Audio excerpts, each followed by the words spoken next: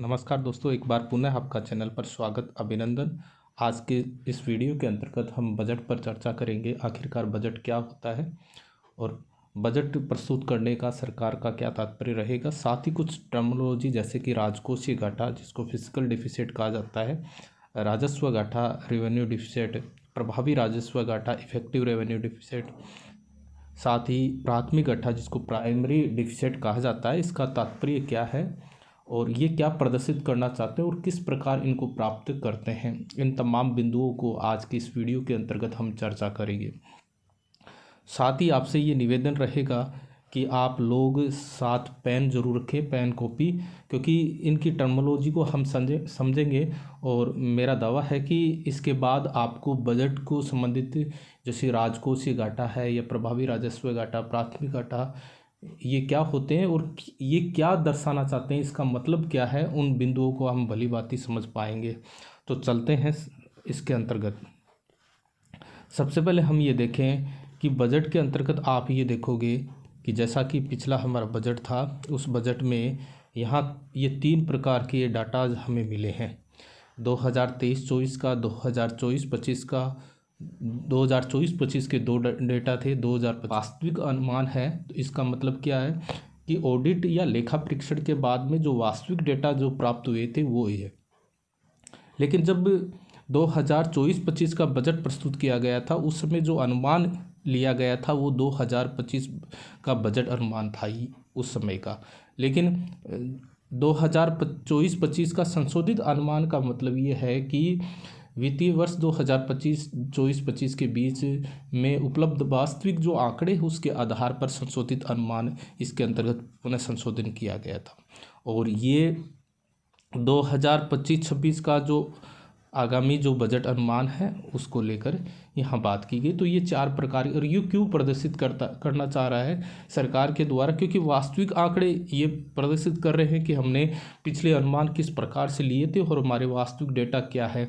इसका मतलब यहाँ सरकार हमें ये दिखाना चाहती है कि हमने हमारे बजट के माध्यम से हमने क्या क्या लक्ष्य निर्धारित किए थे और उन लक्ष्यों को प्राप्त करने में सरकार ने कहाँ तक प्रभावी रही है, उपलब्ध करवा रही है, यहाँ वास्तविक भी करवा रही है और अनुमानित भी करवा रही है। जिस प्रकार यहाँ हम ये देखें ये डेटा, तो सरकार ने इस बजट के अंतर्गत हमें ये बजट अनुमान दिया है। आगे हम देखेंगे, आगे जब सरकार के बजट आएंगे तो ये अनुमान के अनुसार सरकार हमें वास्तविक अनुमान भी देगी और वो हमें ये प्रदर्शित करना चाहती है कि हमने ये लक्ष्य रखे थे और हमने ये वास्तविक डेटा हमारे ये प्राप्त हुए हैं।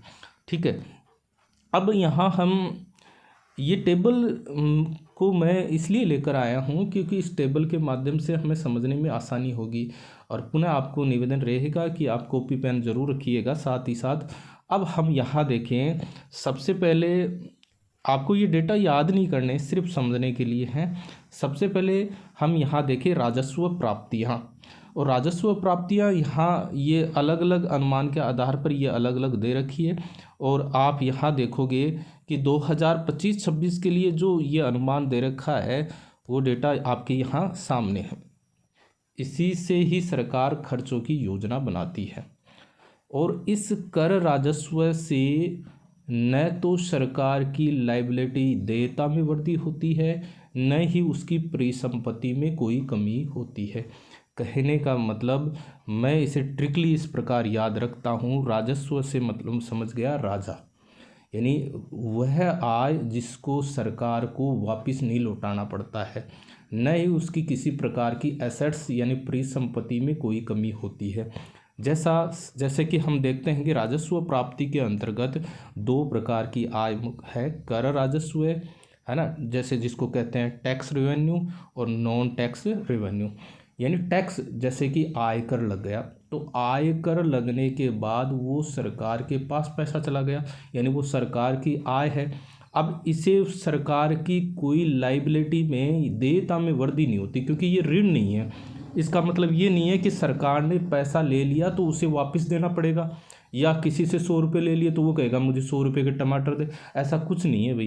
कहने का मतलब ये होता है कि यहाँ सरकार की किसी प्रकार की लायबिलिटी में कोई परिवर्तन नहीं होता है, देयता में कोई वृद्धि नहीं होती है, नहीं ही उसे परिसंपत्ति अपने एसेट्स में कमी होगी। आगे हम पूंजीगत प्राप्तियां देखेंगे, उसमें विनिवेश होता है, डिसइन्वेस्टमेंट। उसमें सरकार अपने सार्वजनिक जो पूंजी है उसके अंश है निजी क्षेत्रों को बांटती है। इसका मतलब वहाँ उसके एसेट्स में कमी होती है, जबकि यहाँ जो आपकी राजस्व प्राप्तियाँ है उसमें किसी प्रकार की कोई लाइबिलिटी में वृद्धि नहीं होती है, न ही उसकी एसेट्स है।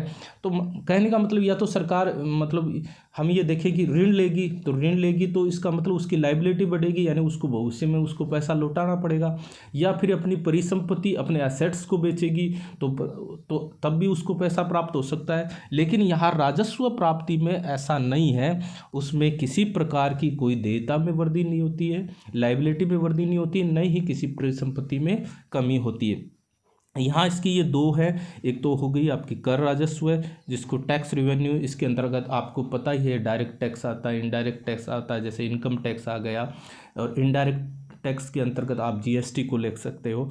इसी प्रकार आप कर भिन्न राजस्व है, नॉन टैक्स रेवेन्यू भी के द्वारा भी सरकार को पैसा प्राप्त होता है। अब इसमें क्या आता है, इसमें आता है जैसे आपने देखा होगा फीस होती है। फीस कब होगी, जब सरकार के द्वारा कोई उसकी सर्विसेज है उसके बदले कोई राशि उसको प्राप्त होती है, जैसे पासपोर्ट के द्वारा उसकी जो फीस राशि है वो सरकार को प्राप्त होती है। तो इसके साथ जुर्माना होता है ना, यानी किसी प्रकार का कानून या नियमों का उल्लंघन के कारण जो जुर्माना हुआ। लाभांश होता है, डिविडेंड्स जिसको बोलते हैं, जो सरकार के निवेश से होने वाला जो लाभ है वो हो गया। इसी प्रकार ब्याज प्राप्ति है ना, ब्याज की प्राप्ति है वो भी आपका राजस्व प्राप्ति के अंतर्गत आएगा। अब क्यों आएगा, क्योंकि ब्याज की प्राप्ति यानी सरकार ने किसी देश की सरकार को, राज्य सरकार को या किसी को भी पैसा उधार दे रखा, उससे प्राप्त होने वाला ब्याज है वो वापस नहीं लौटाना पड़ेगा, सरकार की लाइबिलिटी नहीं है, इसलिए यहाँ उसकी ब्याज की प्राप्ति को भी हम राजस्व के अंतर्गत शामिल करेंगे। तो इस प्रकार आप देखोगे ये डेटा है, ये इन दोनों कर राजस्व और कर भिन्न राजस्व को जोड़कर आपकी रेवेन्यू रिसिप्ट्स है वो प्राप्तियाँ प्राप्त होती है। इसके बाद हम अगला डिजिट देखें तो वो हमारा पूंजीगत प्राप्तियों को लेकर बात करें तो पूंजीगत प्राप्तियाँ ठीक राजस्व प्राप्तियों के बिल्कुल विपरीत है, कैपिटल रिसिप्ट्स इसको बोलते हैं। और इसके अंतर्गत हमें पता है कि यहाँ सरकार की या तो अब सरकार के पास पैसा आएगा और किसके माध्यम से आएगा, पूंजी प्राप्तियों के माध्यम से आएगा, या तो यहाँ सरकार की देनदारियाँ बढ़ेगी, लाइबिलिटी बढ़ेगी, यानी सरकार पैसा उधार लेगी, ऋण लेगी, तो ऋण लेगी तो निश्चित रूप से उसको पैसा वापस लौटाना पड़ेगा, यहाँ इसकी लाइबिलिटी वृद्धि होगी। या फिर सरकार की परिसंपत्ति में एसेट्स में कमी होती है, यानी वह अपनी सरकारी परिसंपत्ति को बेचती है, उसके अंश को निजी क्षेत्र में बेचती है, तो इससे भी सरकार को प्राप्त आय होगी। तो ये डेटा यहाँ दे रखे हैं, यहाँ सिर्फ डेटा आपको जानकारी के लिए दी जा रही है, यहाँ आपको इनको याद नहीं करना है। यहाँ आप देखिएगा इसमें क्या क्या शामिल है, ऋणों की वसूली, तो ये भी अब ऋणों की रिकवरी, इसको हम ये बोलेंगे रिकवरी ऑफ लोन्स, यानी सरकार के द्वारा पहले किसी राज्य सरकार या सार्वजनिक उपक्रम या किसी फॉरेन गवर्नमेंट को ऋण दे रखा था वो वापस प्राप्त कर रही है। इसका मतलब कभी इसने पैसा दिया था वापस लिया है, इसका मतलब देना वापस लेना, लेना देना, ये अगर जिसमें होता है वो पूंजीगत प्राप्तियों में आएगा। लेकिन राजस्व में ऐसा नहीं होगा, जैसा पैसा दे दिया, मान लो सरकार ने टैक्स लगा दिया, इसका मतलब ये नहीं है कि वो टैक्स की राशि वापस देंगे, समझ गए बात। पूंजीगत प्राप्तियों में ना सरकार की ऋणों की वसूली, रिकवरी कर रही है। रिकवरी कौन सी की कर रही है, जो सरकार ने पहले दी थी, तो वो भी इसके अंदर होगी। फिर अन्य प्राप्तियां इसके अंतर्गत शामिल होगी, अदर रिसिप्ट्स इसके अंदर शामिल होगी।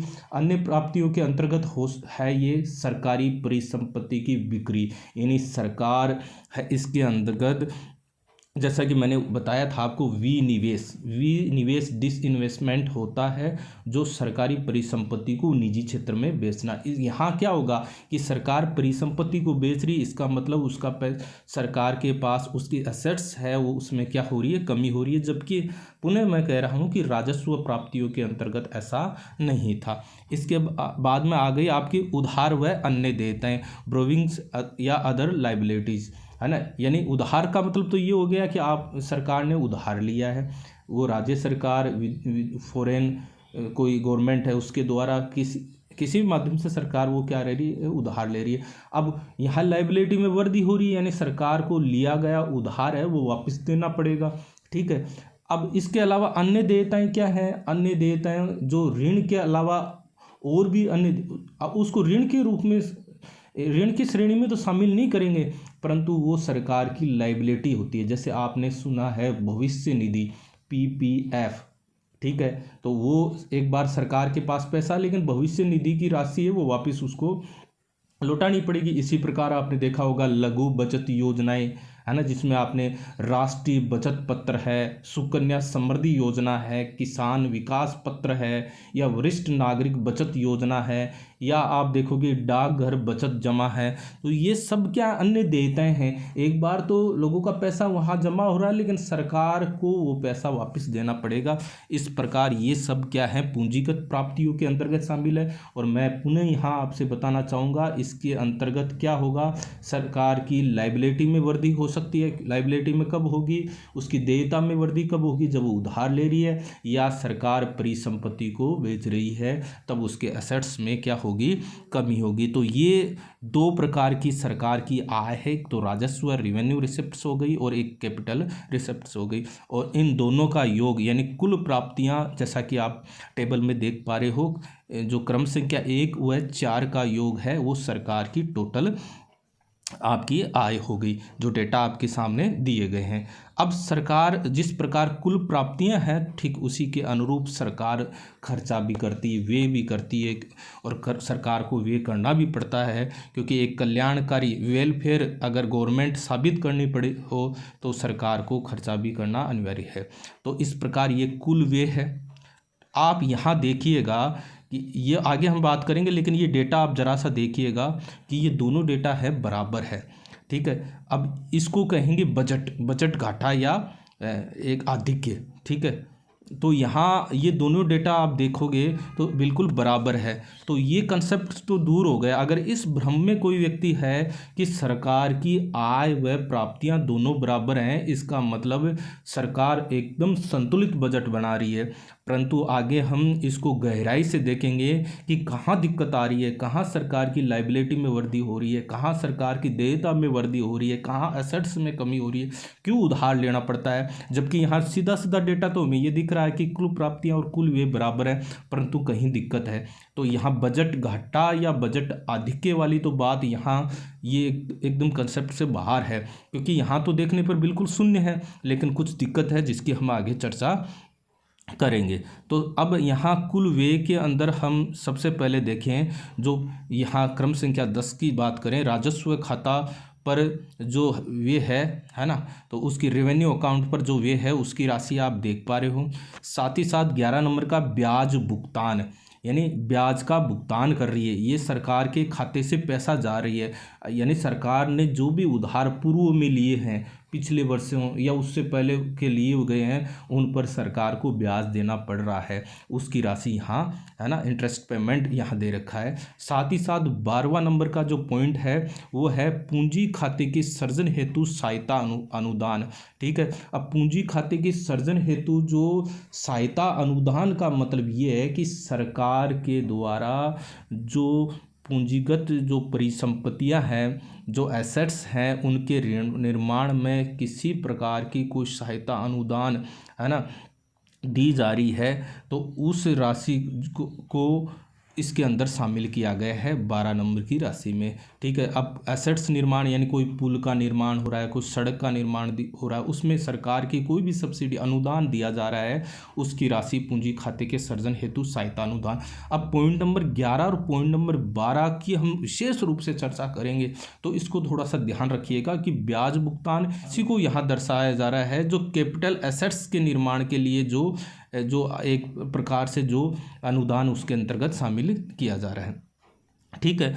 अब पूंजी खाते पर वे ऑन कैपिटल अकाउंट पर खर्चा है वो 13 नंबर की राशि है। इसका मतलब कुल वे क्या हुआ आपका, जो 10 नंबर और 13 नंबर का जो योग है, 10 नंबर कौन सा है, जो रेवेन्यू अकाउंट पर जो एक्सपेंडिचर है खर्चा है, और जो पूंजी खाते पर जो खर्चा है ऑन कैपिटल अकाउंट पर, उनका योग है। अब 11 और 12 की राशि एक विशेष राशि है जो आपके राजस्व खाते में ही शामिल है, लेकिन इनको अलग से दर्शाया गया है, 11 नंबर 12 नंबर पॉइंट, और ये क्या समझाना चाह रहा है उस पर अभी हम चर्चा करेंगे। तो इस प्रकार आप 12 का और आपके 10 नंबर का, जो आपके 13 नंबर का और 10 नंबर के योग को देखोगे तो वो कुल वे टोटल एक्सपेंडिचर जो सरकार का है उसको दर्शाया जाएगा। यहाँ तक मुझे लगता है कि किसी प्रकार की आपको दिक्कत नहीं होगी, और जो भी मैं बोल रहा हूँ उसको एक बार नोट आउट भी साथ साथ कीजिएगा। अब यहाँ प्रभावी पूंजी वे, थोड़ा सा ध्यान रखिएगा, इफेक्टिव कैपिटल एक्सपेंडिचर को यहाँ दर्शाया गया है ना। तो इसको ज़रा देखिएगा। अब ये क्या है, जो आपका 12 नंबर का जो पॉइंट है, यानी पूंजी खाते की सृजन हेतु, अब इसको क्यों, क्योंकि ये जो कैपिटल एसेट्स है उसके निर्माण पर जो अनुदान सरकार का है उसको यहाँ दर्शा रहा है, और साथ ही साथ जो 13 नंबर है वो पूंजी खाते पर है, यानी ऑन कैपिटल अकाउंट, यानी सरकार के द्वारा एसेट्स निर्माण में सड़क पुल ब्रिज जो भी है उसके निर्माण पर जो खर्चा किया जा रहा है वो पूंजी खाते पर आ गया। ठीक है। तो इसका मतलब इस 12 और 13, यानी 12 को भी इस 13 वाले बिंदु में जोड़ दिया जाए तो वो हो जाएगा प्रभावी पूंजी व्यय, यानी इफेक्टिव कैपिटल एक्सपेंडिचर के अंतर्गत शामिल किया जा रहा है। थोड़ा सा इसको ध्यान में रखिएगा और याद भी रखिएगा। पूंजी खाते पर वे ऑन कैपिटल अकाउंट एक्सपेंडिचर के साथ साथ जो पूंजी खाते के सृजन हेतु सहायता अनुदान है उसको इसके अंतर्गत शामिल किया गया है। यहाँ तक कोई दिक्कत नहीं होनी चाहिए। अब हम बात करें हमारे जो डेफिसिट है उन पर विशेष रूप पर थोड़ा सा ध्यान रखिएगा, और यहाँ से आपको डेटा कौन कौन से ध्यान में रखने हैं और ये डेटा क्या कहना चाह रहे हैं उन बिंदुओं को भी हम देखेंगे। ठीक है। तो आप थोड़ा सा गौर कीजिएगा। मैंने अभी बताया कि बजट डेफिसिट की तो यहाँ बात ही नहीं है, क्योंकि बजट डेफिसिट को हमने ये देखा कि सरकार की जो प्राप्तियाँ हैं और जो रिसिप्ट्स है, जो एक्सपेंडिचर है, दोनों बराबर है। इसका मतलब बजट घाटा तो है ही नहीं, शून्य है। देखने में तो सीधा साधा यहाँ लगता है कि बड़ा सही काम है, लेकिन आगे हम थोड़ा सा देखेंगे। सबसे पहले हम देखें राजस्व घाटा की बात करें, है ना। तो राजस्व घाटा रेवेन्यू डेफिसिट की बात करें तो 10-1। अब 10 क्या है थोड़ा सा देखिएगा। 10 को हमने देखा राजस्व खाते पर जो खर्चा है ना, उसको है। एक क्या है राजस्व प्राप्ति, इसका मतलब सीधा सा इसके नाम से पता चल रहा है राजस्व घाटा, यानी रेवेन्यू डेफिसिट क्या होगा, जो रेवेन्यू एक्सपेंडिचर है माइनस रेवेन्यू जो उसकी रिसिप्ट्स है उनका है, revenue expenditure minus revenue receipts है, माइनस करेंगे तो वो आपका ये प्राप्त होगा। ठीक है। अब यहाँ ये राजस्व घाटा आप ये अलग अलग डेटा आप देख रहे हो, लेकिन यहाँ 2.6%, 1.8, 1.9, 1.5 ये भी हैं। ये कैसे प्राप्त हुए हैं, ये क्या दर्शाना चाहते हैं, उन पर भी चर्चा करेंगे। लेकिन आप यह 25-26 का आंकड़ा देखोगे तो ये आप देखिएगा 5,23,846 यहाँ ये जो आपका राजस्व घाटा यहाँ रेवेन्यू डिफिसिट दे रखा है। और कैसे प्राप्त हुआ जो उसकी हमने देख ली, रेवेन्यू एक्सपेंडिचर माइनस रेवेन्यू जो रिसिप्ट्स हैं उनके द्वारा इसको प्राप्त किया है। अब थोड़ा सा इसको गौर कीजिएगा। राजस्व घाटा ये दर्शाना चाह रहा है, यहाँ आप थोड़ा सा देखिएगा। मैं इसको आपको डेटा को थोड़ा टेबल के माध्यम से समझाना चाहूँ तो आप देखोगे कि ये डेटा है, यहाँ राजस्व खाते पर जो व्यय दे रखा है वो 3,39,44,255 है, जबकि जो राजस्व प्राप्ति है वो आप देखिएगा 34,20,409 है। इसका मतलब राजस्व खाते पर जो खर्चा किया जा रहा है वो जो राजस्व प्राप्तियां है, रेवेन्यू रिसिप्ट्स है, उनसे अधिक है। इसका मतलब सरकार के जो खर्चे हैं, जो आपके राजस्व खर्चे हैं, उनको पूरा करने के लिए सरकार की जो राजस्व प्राप्तियां हैं वो कम पड़ रही है। सरकार की वह आय जिससे न किसी देयता का निर्माण होता है, लायबिलिटी का निर्माण होता है, और न ही एसेट्स जो आपकी है उसमें परिसंपत्ति है उसमें किसी प्रकार की कमी होती है। वह आय जो सरकार की सीधी सीधी आय है ना, जिससे किसी प्रकार की कोई दिक्कत नहीं होती, वो आय सरकार के राजस्व खर्चे को पूरा नहीं कर रही है। यानी राजस्व जो खर्चा है, एक्सपेंडिचर है, वो ज़्यादा है। ठीक है, अब ये कहाँ करती है खर्चा, आपको पता ही है, राजस्व खाते पर, जैसे दैनिक प्रशासन है, रख रखाव पर है, सार्वजनिक जो सर्विसेज हैं उन पर है, शिक्षा, स्वास्थ्य, कृषि, ग्रामीण विकास, पुलिस, न्याय, प्रशासनिक, सरकारी कर्मचारियों को वेतन भत्ते, पेंशन, सब्सिडी, इन तमाम जो मदें हैं उन पर सरकार खर्चा करती है। और वो खर्चा है वो राजस्व प्राप्ति से पूरा नहीं हो रहा, तो इसका मतलब क्या हो निकल कर आएगा कि सरकार यहाँ क्या ले रही है कि उन दैनिक खर्चों के लिए वो सरकार क्या ले रही है, उधारी ले रही है। उधार लेकर यानी जो खर्चा सरकार, जो राजस्व खर्चा, एक्सपेंडिचर, जो रेवेन्यू एक्सपेंडिचर कर रही है, वो यहाँ इसकी पूर्ति नहीं हो रही है। इसका मतलब यहाँ सरकार लोन लेगी, ऋण लेगी, और लोन लेना पड़ रहा है, इसका मतलब कहीं ना कहीं भविष्य में उसका बोझ बढ़ेगा, ये दर्शाना चाह रहा है। ठीक है, तो यहाँ आप ये डेटा आपको समझ में आ गया होगा।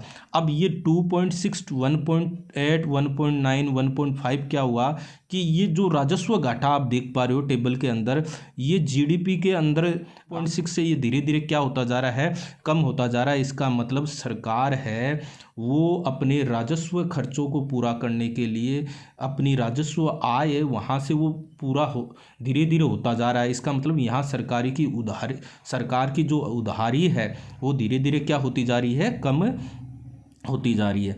फिर इसके बाद देखिएगा प्रभावी राजस्व घाटा, इफेक्टिव रेवेन्यू डेफिसिट। ठीक है, तो इसमें क्या है 15 में से 12, यानी जो प्रभावी राजस्व घाटा है उसमें से ये 12 वाला क्या है, पूंजी खाते की सृजन हेतु सहायता अनुदान। यानी प्रभावी राजस्व घाटा ये कह रहा है कि जो आपका ये राजस्व घाटा था, चाहे ये वाला ही क्यों न हो, ये वाला आप मान लें, ये आंकड़ा लें 4,27,192 जो राशि है ना, कहाँ से 5,23,846 में से।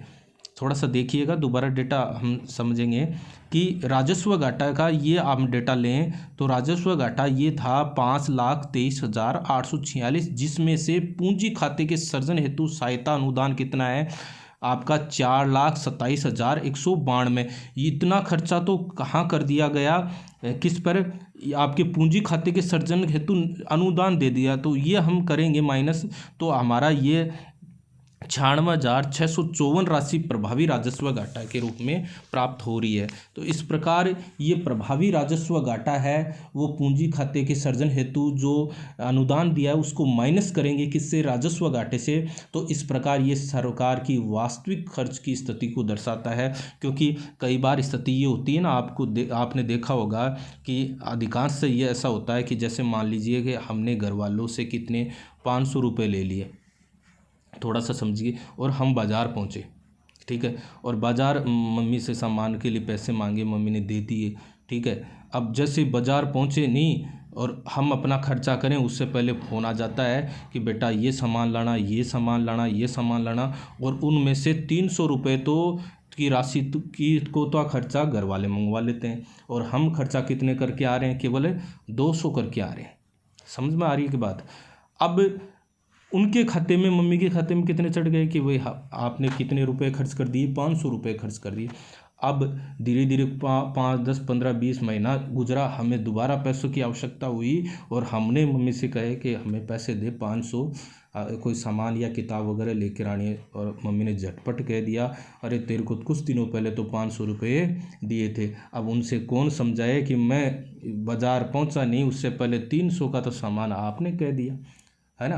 तो इसी प्रकार यहाँ ये प्रभावी राजस्व घाटा भी यही बात कह रहा है कि राजस्व घाटा यानी इसका मतलब सरकार अपने राजस्व से जो राजस्व खर्चा है जो रेवेन्यू एक्सपेंडिचर है वो पूरा नहीं कर पा रही। लेकिन थोड़ा ये देखिए कि उस राशि में से तो अधिकांश राशि तो पूंजी खाते के सृजन हेतु यानी आपकी कैपिटल एसेट्स के निर्माण के लिए सरकार क्या दे रही है, अनुदान दे रही है, सब्सिडी दे रही है, वहाँ खर्चा कर रही है। तो यहाँ प्रभावी राजस्व जो घाटा है, आप इफेक्टिव रेवेन्यू डिफिसिट है, वो समझ पा रहे होंगे कि ये क्या कहना चाह रहा है। अब आगे हम देखेंगे कि राजकोषीय घाटा क्या है, फिजिकल डेफिसिट जिसकी महत्वपूर्ण चर्चाएं की जाती है। ये दोनों इम्पोर्टेंट है, प्राथमिक घाटा और फिजिकल डेफिसिट, ये दोनों क्या हैं उन पर आप थोड़ा सा गहराई से देखिएगा। और मैंने पुनः कहा कि आप कॉपी पेन साथ में रखिएगा। यहाँ 9 में से 1, 5, 6 को घटाया जा रहा है, तो 9 क्या है, कुल व्यय है ना। और 1, 5, 6 यानी राजस्व प्राप्तियाँ 1 है, 5 क्या है, ऋणों की वसूली है, और 6 क्या है, अन्य प्राप्तियां हैं। और 7 वाला कॉलम इसमें नहीं शामिल किया गया, कौन सा, उधार व अन्य देयताएं। ठीक है, तो आपने नोट आउट कर लिया होगा, कुल व्यय माइनस, फिर कोष्टक लगाइएगा राजस्व प्राप्तियां, है ना, प्लस ऋणों की वसूली प्लस अन्य प्राप्तियां। अब कोष्टक खोलोगे तो आप देखोगे कि जो अंदर कोष्टक में जो प्लस की राशि है वो सारी की सारी किस में हो जाएगी, माइनस में, यानी बाहर आएगी। तो माइनस राजस्व प्राप्तियां, माइनस ऋणों की वसूलियां, माइनस अन्य प्राप्तियां। ठीक है, अब हम यहाँ एक डेटा यहाँ लें कि कुल प्राप्तियां कितनी हैं, तो आप ये देखोगे 50,65,345, ये डेटा आप लिखोगे। राजस्व प्राप्तियां कितनी हैं, ये 34,20,409 है, आपने लिख लिया होगा डेटा। और फिर ऋणों की वसूली कितनी है, 29,000, और अन्य प्राप्तियां कितनी है, 47,000। ठीक है, अब ये लिख के आप इन डेटा का कैलकुलेशन करोगे तो इन सभी का आपको इस प्रकार करना है, लेकिन मैं एक बार 2025 का जो बजट अनुमान है उसका ही बता रहा हूँ। और आपके सामने जो ये डेटा निकल कर आएगा राजकोषीय घाटा का, वो आप देखोगे 15,68,936, 15,68,936 ये जो राशि निकल कर आई है वो क्या दर्शा रही है, आपकी राजकोषीय घाटे को दर्शा रही है। ठीक है, अब थोड़ा सा आप देखिएगा, अब इस जो थोड़ा सा और इसको समझने का प्रयास कीजिएगा। हमने डेटा लिए थे कुल व्यय वाले, है ना, जो आपके सामने यहाँ 50,65,335 है। ठीक है, अब थोड़ा सा पेन को नीचे आप लीजिएगा, लाइन बनाइएगा। कुल व्यय को हम 2 भागों में बांट सकते हैं, कुल व्यय को हम 2 भागों में बांट सकते हैं। एक आपका हो गया राजस्व व्यय, एक हो गया पूंजीगत व्यय। तो पूंजीगत व्यय प्लस राजस्व व्यय, कुल व्यय की जगह ये लिखिए आप, पूंजीगत व्यय प्लस राजस्व व्यय। अब पूंजीगत व्यय कितना है, पूंजीगत खाते पर व्यय कितना है, ये वाला, ये आप थोड़ा देखिएगा, 11,21,090 ये लिखिएगा। और राजस्व व्यय कितना है, राजस्व व्यय आपका यहाँ ये दे रखा है, ये वाला 39,44,255 ये लिख लीजिए। ठीक है, कुल किसकी जगह, कुल व्यय की जगह आप ये लिख लिया। अब वो माइनस में वो तीनों राशि लिख लो, दोनों राशि और तीनों राशियाँ और लिख लो, माइनस राजस्व प्राप्तियाँ, माइनस ऋणों की वसूलियाँ, और माइनस अन्य प्राप्तियाँ। ठीक है, अब आपके सामने मेथड निकल कर आ रहा है कि पूंजीगत व्यय प्लस राजस्व व्यय माइनस राजस्व प्राप्तियां माइनस ऋणों की वसूली माइनस अन्य प्राप्तियां, ये आ रहा है ना। पूंजीगत व्यय प्लस राजस्व व्यय माइनस राजस्व प्राप्तियां माइनस ऋणों की वसूली माइनस अन्य जो प्राप्तियां हैं वो लिख ली। अब इन डेटा लिखोगे तो पूंजीगत प्राप्तियों की राशि कितनी आ रही है वो आप इसमें देख के लिखिएगा, 11,21,090 आपका 90, ये आप ये लिख लिया। और पूंजी राजस्व वाला कितने लिख दिया, राजस्व वाला आप ये देखिएगा 39,44,255। ठीक है, और माइनस आपका राजस्व प्राप्तियाँ कितनी है, राजस्व प्राप्तियाँ यहाँ आप ये डेटा लिख लोगे, है ना, 34,20,409 और माइनस 29,000 माइनस 47,000।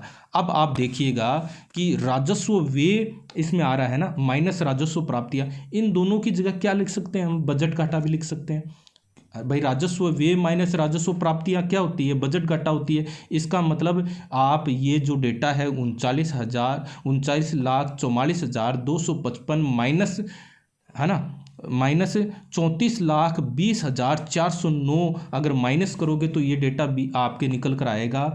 आप यहाँ 5,23,846 ये डेटा यहाँ निकल कर आएगा, ये आप देख लीजिएगा।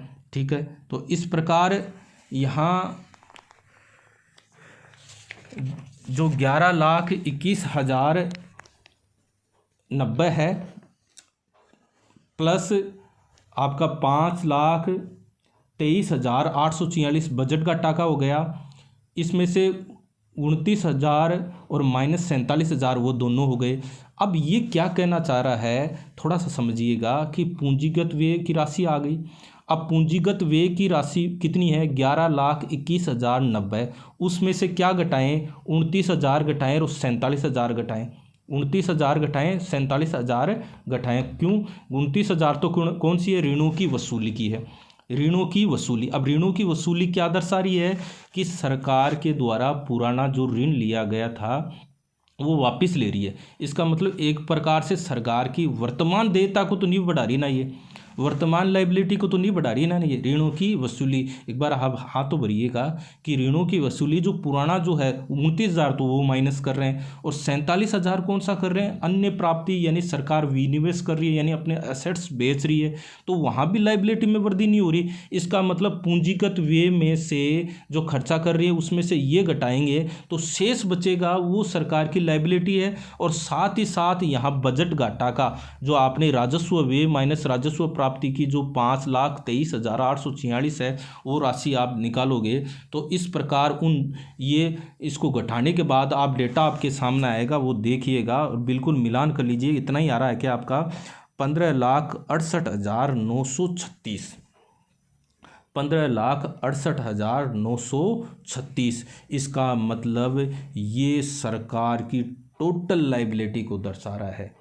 ठीक है, ये टोटल लाइबिलिटी कौन सी, एक तो सरकार जो है राजस्व व्यय माइनस राजस्व प्राप्ति वाला 5,23,846 वाला डेटा आ रहा है, और साथ ही साथ जो पूंजीगत व्यय में हमने ऋणों की वसूली और अन्य प्राप्ति घटाने के बाद शेष बच रही है वो खर्चा पूरा करने के लिए भी सरकार उधार ले रही है। इस प्रकार टोटल कितना ले रही है, 15,68,936 वाला डेटा ले रही है। अब देखिएगा थोड़ा सा टेबल को, 17 नंबर की टेबल को देखिए, और यहाँ आप देखो ये अन्य देयता 7 वाला कॉलम देखो, दोनों देखो, ये आप थोड़ा सा देखने का प्रयास करो कि यहाँ ये वाला डेटा देखो और यहाँ ये वाला डेटा देखो। इसका मतलब यहाँ वाला डेटा देखो, आप ये वाला डेटा देखो, और ये वाला डेटा देखो, और ये वाला डेटा देखो, और ये वाला भी देखो, और ये वाला देखो, ये बिल्कुल बराबर है। इसका मतलब राजकोषीय घाटा है वो सरकार की उधार व अन्य देयताओं को दर्शा रहा है, यानी कहने का मतलब सरकार की लाइबिलिटी को दर्शा रहा है, यानी सरकार को वास्तव में कितना चुकाना पड़ेगा। ठीक है, तो ये है 5.6। अब जो आपकी ये देखो कि सरकार की जो जीडीपी है उसमें हम यहाँ देखें तो ये परसेंटेज के रूप में 5.6%, 4.9%, 4.8%, 4.4%, क्योंकि ये डेटा बड़ा है, राजकोषीय घाटा का बड़ा है। इसका मतलब ये अनुपात भी ज़्यादा आएगा ना 5.6, क्योंकि आप अन्य घाटाओं में देखो ये वाला बड़ा है ना।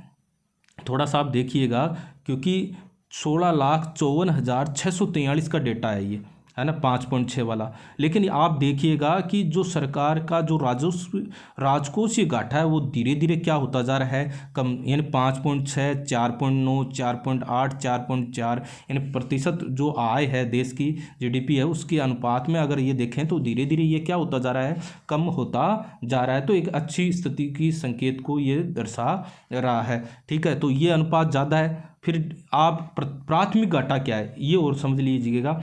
जो आपका राजकोषीय घाटा है उसमें जो ब्याज भुगतान है, यानी सरकार ने कि ये जो देयता को दर्शा रहा है, राजकोषीय घाटा लाइबिलिटी को दर्शा रहा है, लेकिन उसमें तो सरकार जो ब्याज भुगतान है सरकार के द्वारा पुराना जो ऋण लिया गया था, है ना, उसकी ब्याज के रूप में ये राशि दे रहा है इतनी। तो अब ये देखो यहाँ 16,54,643 में से आप ये देखोगे 10,63,872 रुपये की तो ब्याज इंटरेस्ट पेमेंट दे रहा है। इसका मतलब शुद्ध रूप से तो उसकी लाइबिलिटी हम देखें तो कितनी है, ये यहाँ यह आप देख लीजिएगा 5,90,771 ही है। वही बात मम्मी वाली सी कहानी कि मम्मी ने भेजा नहीं और बाज़ार में पहुँचे नहीं, और बाज़ार में पहुँचने से पहले पहले वो उनका फ़ोन आ जाता है, ये सामान लाओ ये सामान लाओ। अब उनको अपने लिए हुए तो पैसे दिख रहे हैं, लेकिन उन्होंने जो सामान मंगवाया है वो नहीं दिख रहे। इसी प्रकार यहाँ जो वर्तमान सरकार है उन्होंने ब्याज भुगतान, यानी पुराना कोई लोन लिया गया है, पुराना जो उधार लिया गया है उसकी ब्याज के भुगतान की राशि ये दे रहा है। इसका मतलब प्राथमिक घाटा वो शुद्ध रूप से आप उसकी लाइबिलिटी को दर्शा रहा है, जिसकी राशि आप देख रहे हो 2.0, 1.4, 1.3, 0.8। ये प्रतिशत रूप में जो जीडीपी के अनुपात के रूप में आप देख रहे हो ये धीरे धीरे कम होती जा रही है। तो सबसे बड़ा जो डेटा है उसके आधार पर अगर यहाँ देखें तो ये राजकोषीय घाटे वाला है, और फिर उसकी डेटा के हिसाब से देखें फिर ये 2 नंबर में आता है राजस्व घाटा, है ना, क्योंकि ये भी बड़ा डेटा है इसके आधार पर। और उसके बाद में आपका आ जाएगा कौन सा, प्राथमिक घाटे वाला, और सबसे कम वाला आ जाएगा आपका प्रभावी राजस्व घाटे वाला। और एक बार इनको डेटा को देखोगे, जैसे आप प्राथमिक घाटा को देखें 2.0 धीरे धीरे कम हो रहा है, तो 1.4, 1.3, 0.8 ये बिल्कुल आसानी से याद हो जाएगा। 5.6, 4.9, 4.8, 4.4। अब अभी नया बजट आने वाला है, उसमें नए डेटा आएंगे, लेकिन यहाँ आज का वीडियो ये समझाने के लिए आखिरकार प्रभावी राजस्व घाटा, राजकोषीय घाटा ये होता क्या है। और आप इस वीडियो को एक बार और देखिएगा, कॉपी पेन के साथ एक बार स्पष्ट रूप से आप समझने का प्रयास करोगे तो बिल्कुल बड़ी आसानी से आपको ये समझ में आ जाएगा। ये यहाँ जो जीडीपी है वो भी दे रखी है, अनुमान के रूप में कितनी दे रखी है वो भी है। इसके अलावा यहाँ एक डेटा ये भी दे रखा है कि रुपया कहाँ से आता है, तो उसकी आप यहाँ इसको भी ध्यान में रखिएगा कि सबसे बड़ा हिस्सा जो प्राप्त करने का है सरकार का कहाँ से है। वो आप देखोगे कि सबसे पहले जो उधार है, जो अन्य लाइबिलिटी, वहाँ से सरकार को सबसे ज़्यादा पैसा वहाँ से प्राप्त करिए। यानी यहाँ भी ये दर्शाना जा रहा है कि सरकार की लाइबिलिटी अधिक है। पैसा तो आ रहा है, सरकार अपनी खर्चे को पूरा तो कर रही है, लेकिन वो उधार के द्वारा दे रही है। इसी प्रकार आप देखोगे कि दूसरे नंबर पर आप देखोगे इनकम टैक्स के माध्यम से पैसा आ रहा है ना। और यहाँ आप ये भी डेटा है 3 नंबर पर आप देखो तो गुड्स एंड सर्विस टैक्स आपका जीएसटी है, उसके माध्यम से 18, यानी 1 रुपये की बात करें तो 1 रुपये में 24 पैसा तो ये है, और 22 पैसा यहाँ से आ रहा है, 18 पैसा यहाँ से आ रहा है, और 17 पैसा है ये कॉरपोरेट टैक्स से आ रहा है। फिर यहाँ से तो पैसा आ रहा है, और सरकार कहाँ खर्च कर रही है उसके डेटा भी यहाँ दे रखे हैं कि सबसे ज़्यादा बड़ा हिस्सा कहाँ सरकार की जो बजट का पैसा है वो सबसे ज़्यादा कहाँ खर्च हो रहा है।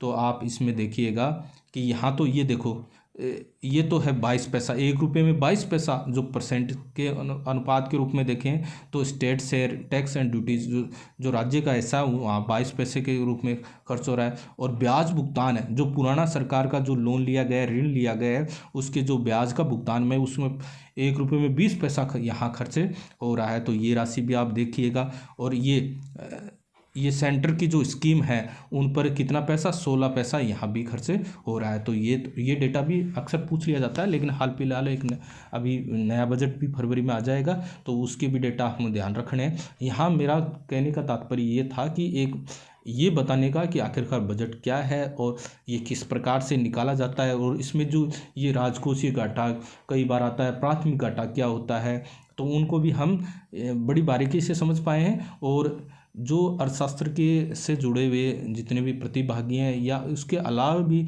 जो विभिन्न यूपीएससी, आरपीएससी है ना, आरएएस, आईएएस की भी तैयारी कर रहे हैं, उनके लिए भी एक कंसेप्ट जो है वो बिल्कुल ध्यान में रखना है कि आखिरकार हमें ये तो पता चलना चाहिए कि राजस्व घाटा क्या है, प्रभावी राजस्व घाटा क्या कहना चाहता है, राजकोषीय घाटा क्या कहना चाहता है। तो ये तमाम बिंदुओं को लेकर मैंने आज बजट के माध्यम से चर्चा की है। आपको किस प्रकार से आज का वीडियो लगा उसको आप बिल्कुल कमेंट के माध्यम से बिल्कुल दर्ज करिए, और साथ ही साथ कमेंट भी ज़रूर दीजिएगा, लाइक भी कीजिए, शेयर भी कीजिए, इससे मुझे हौसला बने। और आप कौन सा टॉपिक आप पढ़ना चाहते हो उसके बारे में भी आप कमेंट के माध्यम से मुझे बता सकते हो। आज के बस लिए